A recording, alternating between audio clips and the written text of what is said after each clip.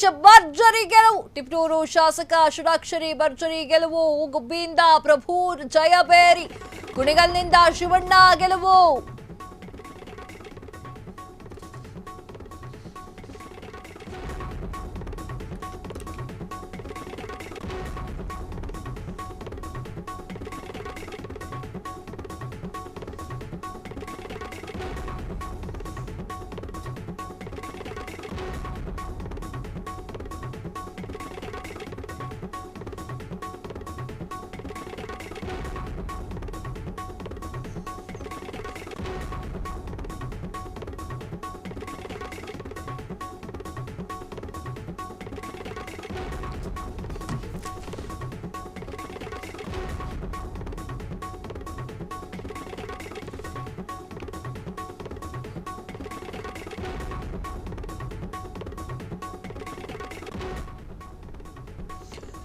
S ವೀಕ್ಷಕರೇ, ಪಾವಗಡ ಶಾಸಕ ವೆಂಕಟೇಶ್ ಭರ್ಜರಿ ಗೆಲುವು. ತಿಪಟೂರು ಶಾಸಕ ಷಡಾಕ್ಷರಿ ಭರ್ಜರಿ ಗೆಲುವು. ಗುಬ್ಬಿಯಿಂದ ಪ್ರಭು ಜಯಬೇರಿ, ಕುಣಿಗಲ್ನಿಂದ ಶಿವಣ್ಣ ಗೆಲುವು. ಶಿರಾ ಚಿಕ್ಕನಾಯಕನಹಳ್ಳಿ ಫಲಿತಾಂಶ ಬಾಕಿ ಉಳಿದಿದೆ. ತುಮಕೂರು ಡಿಸಿಸಿ ಬ್ಯಾಂಕ್ನ ಇಲೆಕ್ಷನ್ ರಿಸಲ್ಟ್ ಬರ್ತಾ ಇರುವಂತದ್ದು. ಎಸ್ ವೀಕ್ಷಕರೇ, ಮಧುಸೂದನ್ ವಿರುದ್ಧವಾಗಿ ನಿಂತುಕೊಂಡಿದ್ದಂತಹ ಷಡಾಕ್ಷರಿ ಗೆಲುವನ್ನ ಸಾಧಿಸಿದ್ದಾರೆ.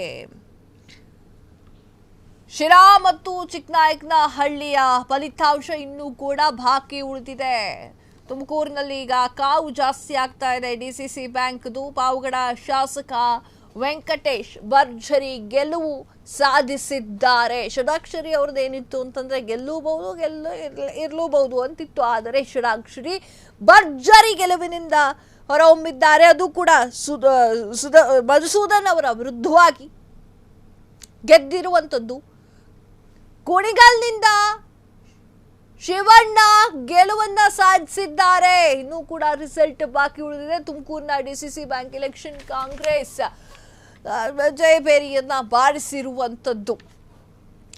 ಎಸ್ ವೀಕ್ಷಕರೇ, ರಾಜಣ್ಣ ಅವರಿಗೆ ಒಂದು ಕೈ ಬಲ ಆದಂಗಾಗಿದೆ. ರಾಜಣ್ಣ ಅವ್ರನ್ನೀಗ ಯಾರು ಕೂಡ ಮುಟ್ಟಕ್ಕಾಗಲ್ಲ.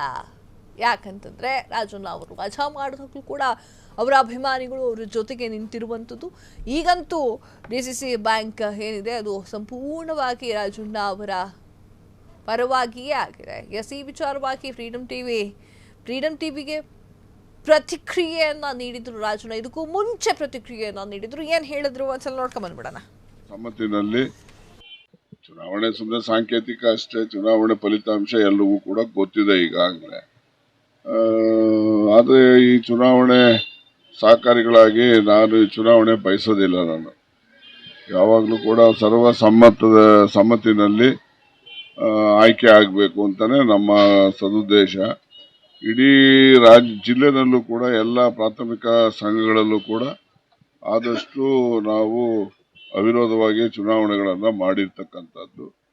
ಇಲ್ಲೂ ಕೂಡ ಜಿಲ್ಲೆನಲ್ಲಿ ನಾವು ಮಾತೃ ಸಂಸ್ಥೆ ಇದ್ದುಕೊಂಡು ನಾವು ಕೂಡ ಅವಿರೋಧವಾಗಿ ಆಯ್ಕೆ ಆದರೆ ನಾವು ಬೇರೆಯವರಿಗೆ ಮಾದರಿ ಆಗ್ತೀವಿ ಅಂತಕ್ಕಂಥ ಒಂದು ಸದುದ್ದೇಶ ಇತ್ತು.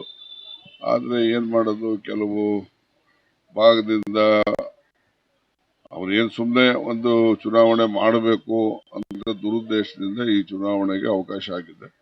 ಏನೇ ಆದ್ರೂ ಕೂಡ 6 ಜನ ನಮ್ಮಿಂದ ಈಗ ಷಡಾಕ್ಷರಿ ಅವರು, ಮತ್ತೆ ನಮ್ಮ ವೆಂಕಟೇಶ್ ಅವರು, ಆ ಕಡೆಯಿಂದ ಕುಣಿಗಲಿಂದ ಶಿವಣ್ಣ, ಗುಬ್ಬಿಯಿಂದ ಅಬಣ್ಣ ಅವರು, ಮತ್ತು ಚಿಕ್ಕನಾಯಕನಹಳ್ಳಿಯಿಂದ ರಾಜ್ಕುಮಾರ್ ಅವರು, ಶಿರಾದಿಂದ ರವಿ ಅವರು, ಇವರೆಲ್ಲ 6 ಜನರು ಕೂಡ ಹೆಚ್ಚಿನ ಬಹುಮತದಲ್ಲಿ ಗೆಲ್ತಾರೆ ಅಂತಕ್ಕಂಥ ಚುನಾವಣೆ ಸುಮ್ಮನೆ ಸಾಂಕೇತಿಕ ಅಷ್ಟೇ. ಚುನಾವಣೆ ಫಲಿತಾಂಶ ಎಲ್ಲವೂ ಕೂಡ 7ನೇ ಬಾರಿ ಅಧ್ಯಕ್ಷರಾಗ್ತಾರ ರಾಜಣ್ಣ ವಿನ್ ಆಗಿದ್ದಾರೆ. ಎಸ್ ವೀಕ್ಷಕರೇ, ರಾಜಣ್ಣ ಅವ್ರನ್ನ ಮುಟ್ಟಕ್ಕಾಗಲ್ಲ. ಕಾವೇರಿದ ತುಮಕೂರಿನ ಡಿಸಿಸಿ ಬ್ಯಾಂಕ್ ಇಲೆಕ್ಷನ್ ಬಹುತೇಕ ಕಾಂಗ್ರೆಸ್ ತೆಕ್ಕೆಗೆ. ತುಮಕೂರಿನ ಡಿಸಿಸಿ ಬ್ಯಾಂಕ್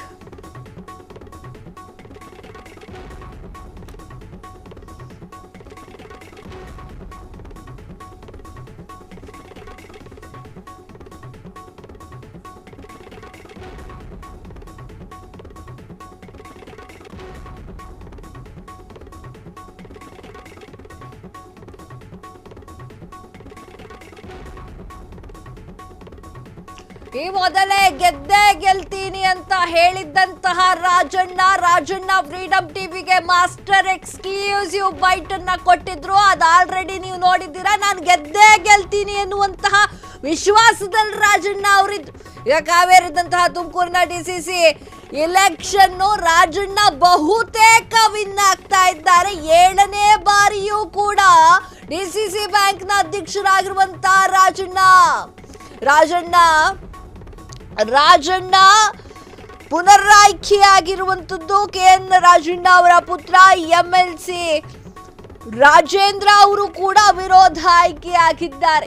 7ನೇ ಬಾರಿಗೆ ಡಿಸಿಸಿ ಬ್ಯಾಂಕ್ನ ಒಂದು ಅಧ್ಯಕ್ಷರಾಗ್ತಾರ ರಾಜಣ್ಣ ಎನ್ನುವಂತಹ ಪ್ರಶ್ನೆ ಹಾಗೆ ಆಗ್ತಾರೆ. ಯಾಕಂತಂದ್ರೆ ಅವರ ಪಕ್ಷದಲ್ಲಿರುವ ಆಲ್ಮೋಸ್ಟ್ ಆಲ್ ಗೆಲ್ತಾ ಇರುವಂತಹ ಕಾರಣಕ್ಕಾಗಿ ರಾಜಣ್ಣ ಅವರನ್ನ ಹಿಮ್ಮೆಟ್ಟಬೇಕು ಅಥವಾ ತುಳಿದಾಕಬೇಕು ಅಂತ ಯಾರ್ಯಾರು ಥಿಂಕಿಂಗ್ ಅಲ್ಲಿ ಇರ್ತಾರೋ ಅವರೆಲ್ಲರಿಗೂ ಕೂಡ ಈಗ ತಣ್ಣೀರು ಎಡ್ಸ್ದಂಗೆ ಆಗಿದೆ. ಡಿಸಿಸಿ ಬ್ಯಾಂಕ್ ಈ ಒಂದು ಎಲೆಕ್ಷನ್ ಭಾರಿ ಕುತೂಹಲವನ್ನು ಮೂಡಿಸಿತ್ತು. KN ರಾಜಣ್ಣ ಅವರ ಜೊತೆಗೆ ಯಾರು ಇರೋದಿಲ್ಲ, ಎಲ್ಲರೂ ಕೂಡ ಬಿಟ್ಟು ಹೋಗ್ತಾರೆ ಹಾಗೂ ಈ ಒಂದು ಎಲೆಕ್ಷನ್ ರಿಸಲ್ಟ್ ಕೂಡ ಬಿಟ್ಟು ಹೋಗುತ್ತೆ ಅಂತ ಸಾಕಷ್ಟು ಜನ ಅಂದ್ಕೊಳ್ತಾ ಇದ್ರು. ಆದ್ರೆ ಬಿಜೆಪಿ JDS ತಂತ್ರ ಕುತಂತ್ರ ಯಾವುದು ನಡೆದಿಲ್ಲ. ಒಂದು ಕ್ಷೇತ್ರದಲ್ಲಿ ಡಿಸಿಸಿ ಬ್ಯಾಂಕ್ ನ ಆಲ್ಮೋಸ್ಟ್ ರಿಸಲ್ಟ್ ಬರ್ತಾ ಇರುವಂತದ್ದು 2 ಊರಿಂದು ರಿಸಲ್ಟ್ ಇರುವಂತದ್ದು. ಇನ್ನು 7ನೇ ಬಾರಿಗೆ ಫಿಕ್ಸ್ ಆಗ್ತಾರಾ ರಾಜಣ್ಣ ಎನ್ನುವಂಥದ್ದು. ಕ್ಷಣ ಕ್ಷಣದ ಸುದ್ದಿಗಳಿಗಾಗಿ ಫ್ರೀಡಂ ಟಿವಿ ಸಬ್ಸ್ಕ್ರೈಬ್ ಮಾಡಿ, ಲೈಕ್ ಮಾಡಿ ಹಾಗೂ ಫಾಲೋ ಮಾಡಿ. ಹೊಸ ಸುದ್ದಿಗಳ ನೋಟಿಫಿಕೇಶನ್ಗಾಗಿ ಬೆಲ್ ಐಕಾನ್ ಮೇಲೆ ಕ್ಲಿಕ್ ಮಾಡಿ.